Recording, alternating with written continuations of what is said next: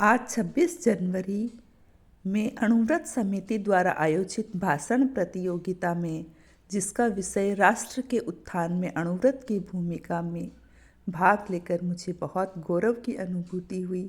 इस सम्मान के लिए अणुव्रत समिति का तहे दिल से धन्यवाद।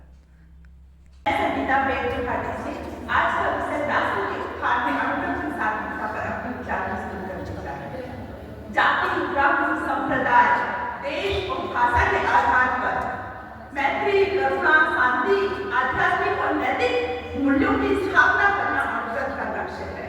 और अणुव्रत के छोटे छोटे नियम, वो नियम जो भगवान महावीर ने हमें श्रावक के 12 व्रतों के रूप में दिए, आचार्य श्री तुलसी ने अणुव्रत के रूप में दिए, जैसे कि नैतिकता के मूल्यों को अपनाकर हम देश में अपराध, शांति की स्थापना कर सकते हैं। अहिंसा जैसे मूल्यों को अपनाकर हम देश में सांप्रदायिक सौहार्द पर मानवीय मूल्यों की स्थापना कर सकते हैं।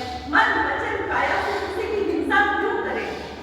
और जैसा कि अपरिग्रह का सिद्धांत, स्वदान संतोष व्रत का सिद्धांत, जिन्हें अपनाकर हम समाज में समान वितरण और संतुलन स्थापित कर सकते हैं।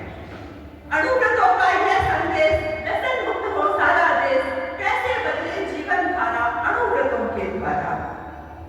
तो मैं आज एक बिंदु पर पर्यावरण पर अपने विचार रखने जा रही हूँ, जो अणुव्रत का 11वां बिंदु है।